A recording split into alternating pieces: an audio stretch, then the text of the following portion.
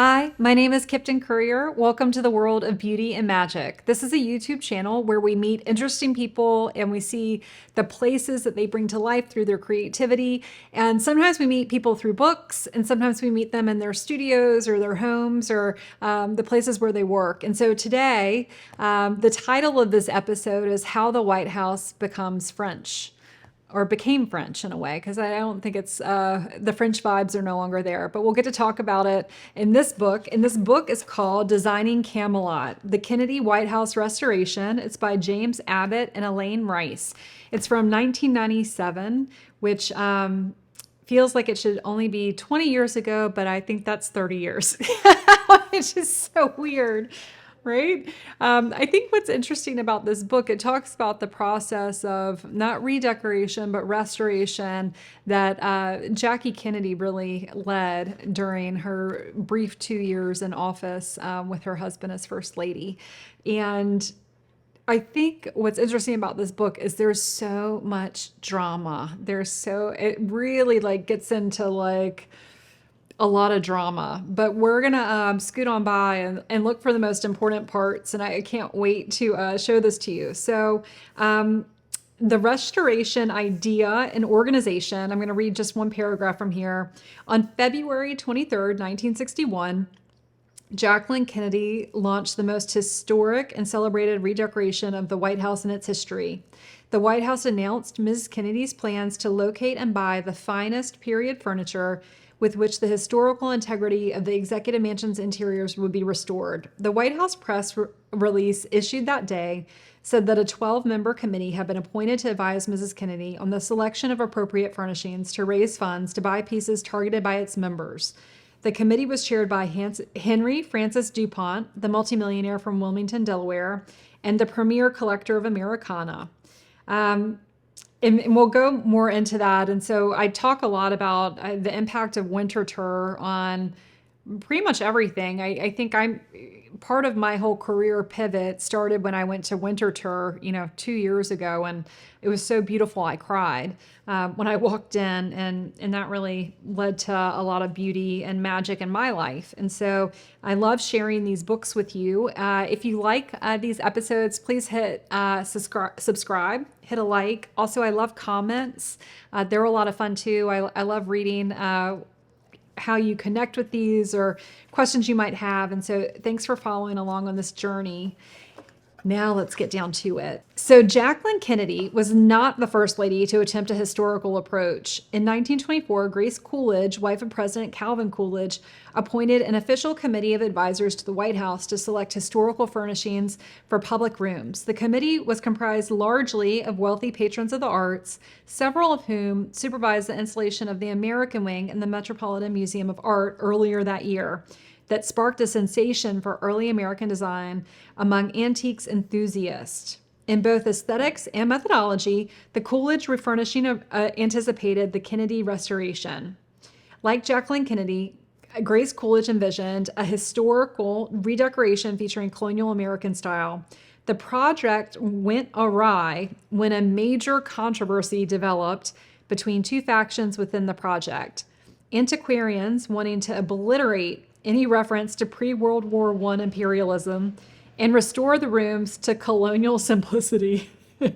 And architects wanting to preserve the integrity of the Beaux-Arts interiors that had been installed at the turn of the century. The very public quarreling among the advisors caused a media frenzy, and in the end, President Coolidge ordered a halt to the project. It got out of control. When a more discreet committee resumed the work 2 years later, the result was the successful completion of the Green Room as a federal-style parlor.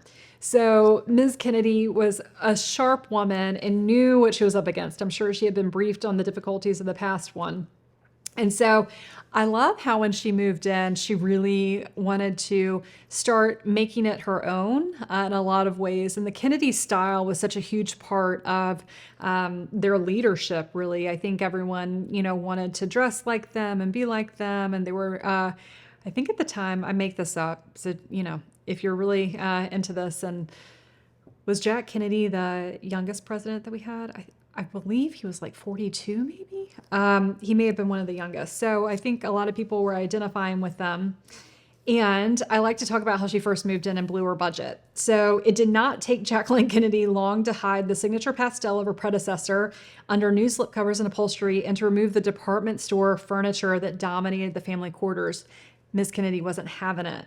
Within weeks of President Kennedy's inauguration, the well-known society decorator, Mrs. Henry Parrish II, or Sister Parrish, she's very famous, a really famous designer, as she was known, was at work transforming the rooms with the chintz-laden, casually elegant style was the hallmark of her New York firm. And so I believe her granddaughter is running the firm in present day and still has that beautiful kind of Sister Parrish look to it. So in 2 weeks' time, in 2 weeks, the entire appropriation of $50,000 for improvement to the White House had been spent on the private quarters. And this was in 1961. She spent $50,000 in 2 weeks. It's impressive. But Jacqueline Kennedy, undaunted in her zeal to refurnish the rest of the house, told J.B. West, "I know we're out of money, but never mind. We're going to find some way to get real antiques into this house." Wow. And so she turned to someone she had met named John Sweeney. He was the curator at Winterthur. So again, Mr. DuPont's estate term museum outside of Willington, Delaware. And I will show you this picture of Mr. Henry DuPont. And he was the best known expert on Americana at the time. And he really gave her committee legitimacy. And you'll see through this, he had a really great leadership style. He made what he wanted known. And when he saw things not going exactly his way, it rolled off of him. And he was so honored to have been asked to lead this committee that he rose above any kind of shenanigans. There were so many shenanigans. I mean, I think that's why the title of this book is really, designing designing Camelot, because it's talking about the design process and how the creative process can be really messy. For example, this isn't done. This bust is mid-process, and I bought her and she was completely white, and I'm going to spend, the next few months bedazzling her and decking her out. But she's mid-process. She's French too. She's actually signed. So everything at the White House, so Ms. Kennedy said everything in the White House must have a reason for being there. It would be sacrilege merely to redecorate, a word that I hate, and must be restored. And that has nothing to do with decoration. That is a question of scholarship. So she took a learning approach to this. I'm going to read a lot. The pictures aren't so great. I think they did the best they could. I don't know if a lot of pictures were taken during the process. And so this video will have a lot more of me reading. So I hope you stick with me. And so there was a big difference between when First Lady Coolidge tried to do her transformation and so I'm reading a lot more in this episode because the pictures, there aren't a ton of pictures. And so we're going to get through this with words. So thank you for sticking with me and thank you for watching and viewing. I hope that you find this interesting. And so the transformation taking place within the White House was officially sanctioned by Congress, which is nice, when in September 1961, it expanded upon legislation created nearly half a century earlier in response to Grace Coolidge's restoration. Public Law 87-286 officially declared the White House a museum, stating in part, articles of furniture, fixtures, and decorative objects of the White House, when declared by the President to be of historic or artistic interest, together with such similar articles, fixtures, and objects as are required by the White House in the future when similarly so declared, shall thereafter be considered to be inalienable and the property of the White House. The White House owns everything that goes in it. Any such article, fixture, or object, when not in use or on display in the White House, shall be transferred by direction of the President as a loan to the Smithsonian Institution for its care, study, and storage or exhibition, and such articles, fixtures, and objects shall be returned to the White House from the Smithsonian Institution on notice by the President. Fun fact, it's a museum, the White House. Oh, and so we're starting to get into a little bit of the drama. So Mrs. Kennedy convened a committee. It had really, as you would imagine, it had a lot of wealthy people who were interested in making sure things were done right. And sometimes when people think, things are done right, it's done their way. But it seems there is a lot of collaboration amongst the group.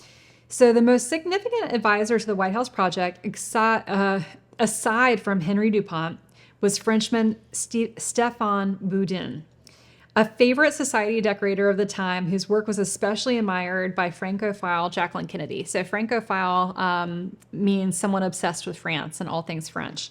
I can identify with that. And First Lady Jacqueline Kennedy was a big fan of all things French. As a principal decorator for the Parisian firm Maison Janssen, Boudin directed the restoration of numerous European palaces, including Josephine Bonaparte's Chateau Malmaison. Boudin was initially brought in the project by Jane Wrightsman. And so Jane Wrightsman, her husband was in the oil industry, very wealthy. And Jackie Kennedy, I would say saw her as a mentor in many ways. And so Ms. Wrightsman knew him and suggested that he submit his ideas for the White House to Mrs. Kennedy. Janssen's elaborate proposals, incorporating designs from European interiors, deeply impressed Mrs. Kennedy. By 1962, Stéphane Boudin wielded great control over the appearance of the staterooms as well as the private quarters. So that's how the White House became French. Part of it. Ms. Kennedy's interest in all things French, and then she met a great French interior designer. I don't know if I'm going to go into this, but okay, let's get into it. There's some more juicy tea that's going on during this restoration. So there was a woman named Lorraine Waxman Pierce, and she was appointed curator of the project. She had a previous working relationship with Mr. Dupont. And so she was kind of reporting back to Mr. Dupont when Jackie would do things that he didn't want to do. And then people were asking her to go speak at things about the restoration. And Jackie really valued discretion. So things weren't going well with Lorraine. And a little bit of foreshadowing. So again, we're talking this page, we don't have to come back to this one. So Lorraine, goes out, speaks to a bunch of people. Jackie never said anything publicly, but she really wasn't into it. And so when she was let go or decided to move on, she used to send Henry Dupont a lot of letters, and they were kept. So Lorraine's job, here's what happened. Lorraine's job, we both felt, is a most difficult one, and we wish we could be of greater assistance. I wonder if some kind of system could be worked out whereby some of us, as near as New York, could help and actually sweat a little on the project. I wouldn't think it beneath me to fly down to Washington once a month to catalog. So that was James Biddle. Everyone in the committee was trying to help. And so ultimately, Ms. Pierce took a sabbatical from her duties, and they brought in someone new. And so the second curator was William Voss Elder III. And I like this picture. He's holding a Grandma Moses painting. Grandma Moses is a great example of American folk art. And so they brought in William. He didn't need his name recognized. He didn't need to be in a magazine, and it seemed to be a great fit for the project. Now we're getting to Stéphane Boudin and in his work. So I'm going to read the first paragraph of this. Jackie Kennedy, wrote Diana Vreeland, put a little style into the White House, and suddenly good taste became good taste. This statement suggests that John and Jacqueline Kennedy moved to 1600 Pennsylvania Avenue with an unparalleled sense of style. However, although both had a sensitivity to history and culture through their privileged backgrounds, they had not yet formulated the sophisticated elegance that we associate with the Camelot legacy. They were trying. This was a work in progress. Jackie never had the money to kind of experiment and do exactly what she wanted during that time. And so later in life, she married a person that could help her with that. What the Kennedys lacked in direct knowledge as true connoisseurs on Inauguration Day, they more than made up for with access to society's great espousers of taste. And so a lot of people moved in to help them, like Jane Wrightsman said before, and Sister Parrish and Mr. Dupont. So they brought in people to mentor them and help them along the way. And that's how we learn. And a lot of us learn through YouTube and books and meeting people.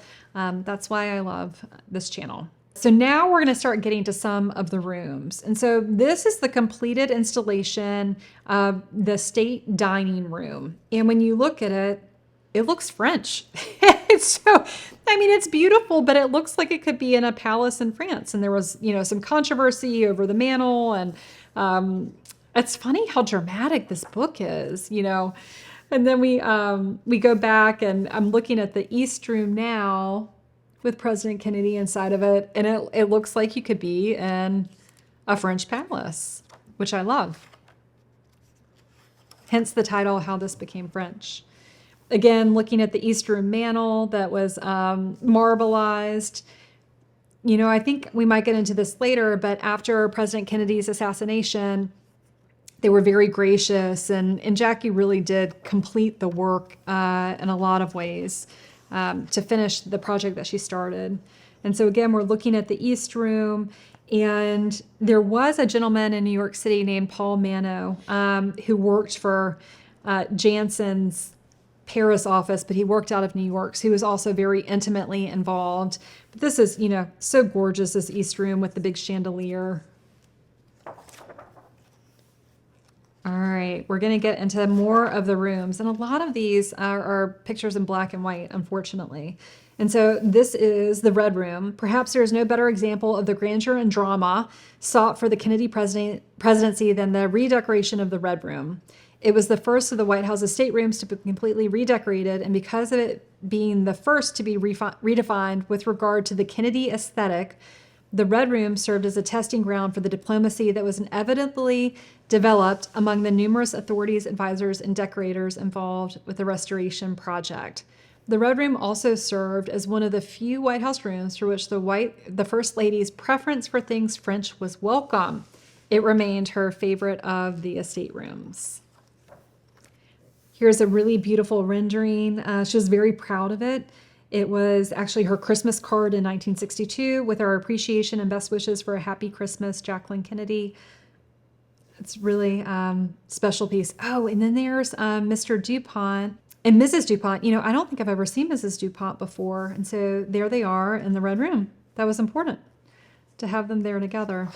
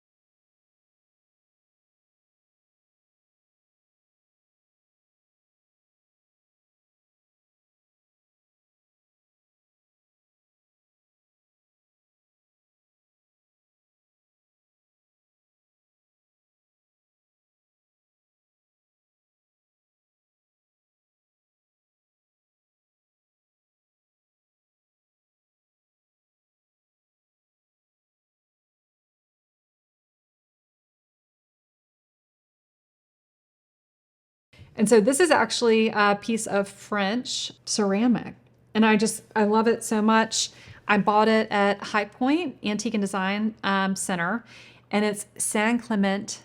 I think that's how you say it. It was actually made in 1968. And I love the hot air balloon and the little insects. And I just think it's very, very special. It's a piece of vintage from France. And oh, you know what's really interesting? It was, in the 60s during the time when Jackie Kennedy, a little bit after Jackie Kennedy, redesigned the White House. And so it was a pleasure spending time with you. We always encourage our viewers to look for the beauty and to keep the magic in your heart. And we can't wait to see you. Until next time.